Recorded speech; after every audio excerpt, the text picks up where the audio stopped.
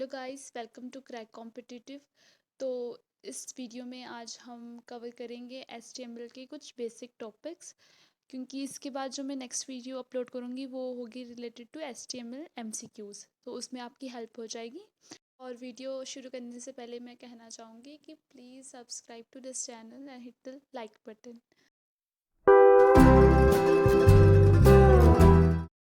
ये जो आप अभी देख पा रहे हो ये बेसिक सिंटैक्स है एचटीएमएल का, बिल्कुल। तो हम स्टेप बाय स्टार्ट करते हैं।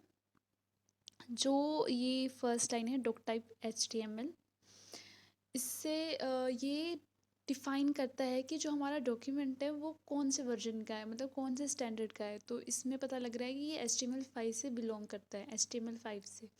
ओके, सो जो नेक्स्ट हमारा टैग है वो HTML, ये रूट एलिमेंट होता है जहाँ से स्टार्ट होता है पेज HTML का।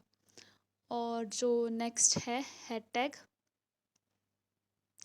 हेड टैग में हम मेटा इन्फॉर्मेशन रखते हैं, मतलब इस पेज के बारे में हम मतलब इन्फॉर्मेशन रखेंगे कि जैसे कि यहाँ पे टाइटल टैग है वो हेड टैग के अंदर आता है। तो हेड टैग में जो टाइटल टैग है वो स्पेसिफाई करता है कि HTML पेज का टाइटल क्या होगा। ये जो ब्राउज़र टाइटल बार होती है ना उसमें शो होता है, जो इसमें हम टाइटल टैग के अंदर लिखते हैं। उसके नेक्स्ट है, उसके बाद है बॉडी टैग। ये एक टाइप से कंटेनर होता है और टैग्स के लिए, जैसे ये H1 हो गया, P टैग हो गया, इसके लिए ये एक टाइप से कंटेनर का काम करता है। और जो ये H1 टैग है ये हेडिंग हेडिंग होती है, हेडिंग का टैग होता है और ये लार्जेस्ट हेडिंग होती है। और ये जो नेक्स्ट P है पैराग्राफ टैग, ये पैराग्राफ लिखने के लिए यूज़ होता है। उसके बाद ये क्लोजिंग है body tag and then closing HTML tag. अच्छा, अब मैं आपको इसकी आउटपुट भी दिखा देती हूँ कि इसकी आउटपुट क्या आएगी जब आप किसी भी कोड एडिटर में जैसे नोटपैड या फिर सबलाइम उसमें रन करके देखोगे तो क्या आउटपुट रहेगी वो मैं आपको शो कर देती हूँ एक बार। सो ये आउटपुट रहेगी इसकी। पेज टाइटल हमारा यहाँ आएगा और H1 जो टैग होगा, जो हेडिंग जो है वो इस तरह से आएगी और पैराग्राफ जो टैग था, सो पैराग्राफ कुछ इस तरह से आउटपुट होगा। ओके, सो नेक्स्ट टॉपिक हमारा है HTML हेडिंग्स। HTML जो हेडिंग्स होती है वो H1 से लेके H6 तक होती है। H1 जो होती है वो मोस्ट इम्पोर्टेंट हेडिंग होती है, मतलब साइज़ में सबसे बड़ी जो हेडिंग होती है वो H1 होती है, उससे छोटी होती है H2, फिर उससे भी छोटी होती है H3 और ऐसे ऐसे करके H6 तक होती है हेडिंग्स। और लीस्ट इम्पोर्टेंट हेडिंग होती है हमारी H6। अब इसका हम सिंटैक्स देख लेते हैं।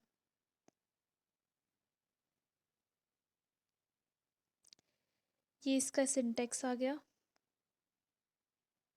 इसमें हमने H1 से लेके H6 तक हेडिंग्स लिखी है। इसकी आउटपुट देख लेते हैं हम। ये इसकी आउटपुट रहेगी।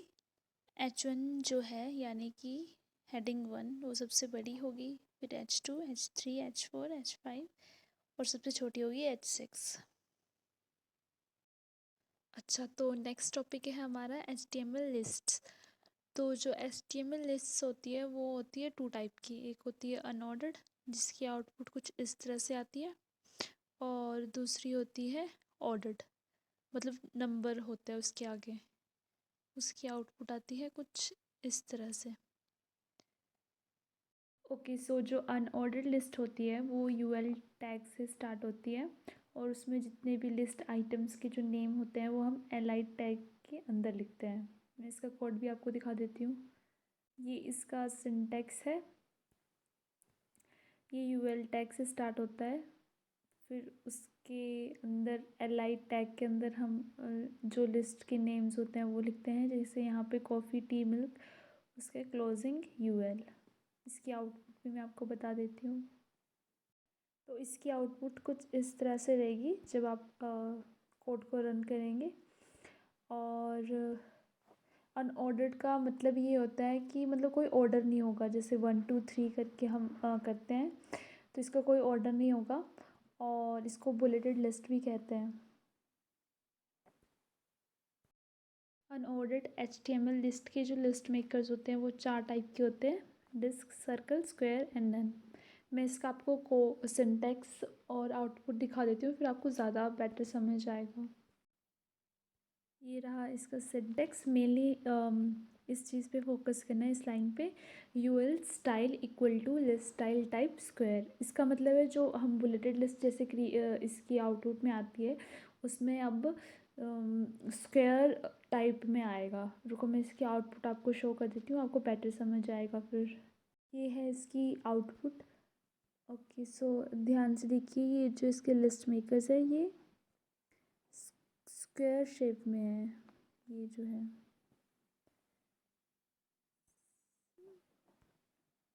जूम करके दिखाती हूँ मैं थोड़ा और, ये देखिए। तो इसके बाद है ऑर्डर्ड HTML लिस्ट। जो ऑर्डर्ड लिस्ट होती है वो OL टैग से स्टार्ट होती है, और इसको हम नंबर्ड लिस्ट भी कह सकते हैं। इसका सिंटैक्स मैं आपको बता देती हूँ। ये है इसका सिंटैक्स। ये OL टैग से स्टार्ट होता है और LI में हम इसकी लिस्ट लिखते हैं। इसकी आउटपुट भी हम देख लेते हैं। तो जो इसकी आउटपुट है वो कुछ इस तरीके से आएगी। ऑर्डर्ड लिस्ट में जो आउटपुट होती है वो किसी ऑर्डर में, जैसे 1 2 3 है यहाँ पे, उस तरह से इसकी आउटपुट आएगी।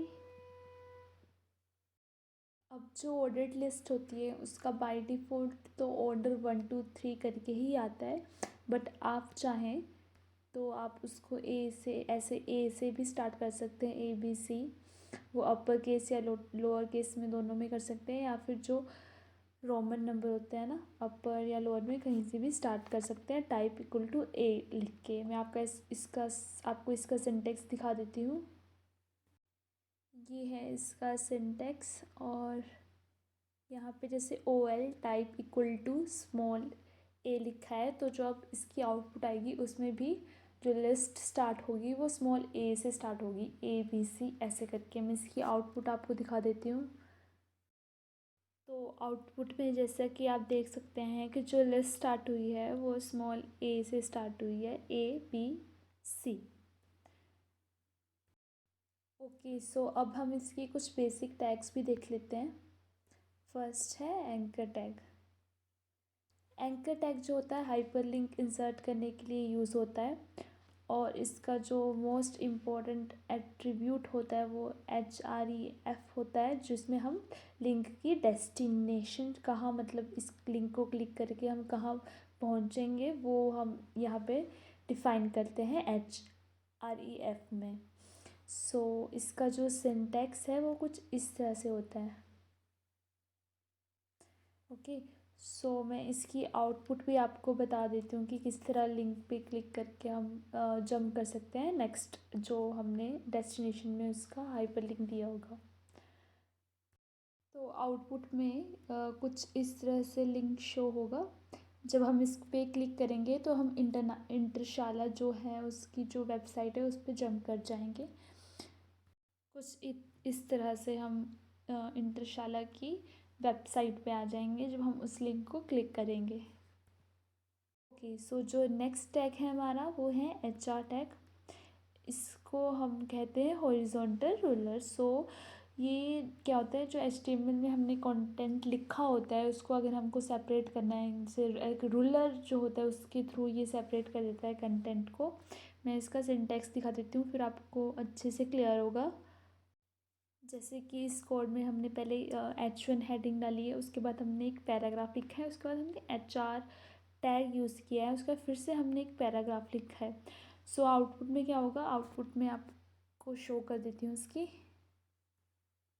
तो ये इसकी आउटपुट है।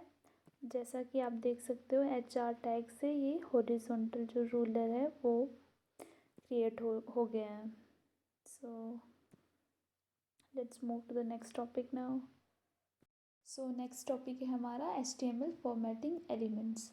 Formatting elements were designed to display special type of text. मतलब अगर हमने टेक्स्ट को बोल्ड करना है या फिर इटैलिक करना है, स्मॉल करना है, या फिर सबस्क्रिप्ट टेक्स्ट लिखना है, तो ये फॉर्मेटिंग जो एलिमेंट है वो यूज़ होते हैं। मैं कोड में आपको बोल्ड, स्ट्रॉन्ग और इटैलिक का यूज़ करके इसकी आउटपुट दिखा देती हूँ। ये है bold tag, strong tag and italic tag. इसकी आउटपुट मैं आपको दिखा देती हूँ। अच्छा हाँ, जो इसमें बी आर टैग है वो ब्रेक टैग बोलते हैं उसको। सो ये हम इसलिए यूज़ करते हैं, जैसे यहाँ पे मैंने H1 जो है हेडिंग लिखी है और उसके बाद बोल्ड टैग लिखा है, दिस टेक्स्ट इज़ बोल्ड, तो ये साथ में ना आकर नेक्स्ट लाइन में आए तो हम ब्रेक टैग का यूज़ करते हैं। सो ये है इसकी आउटपुट।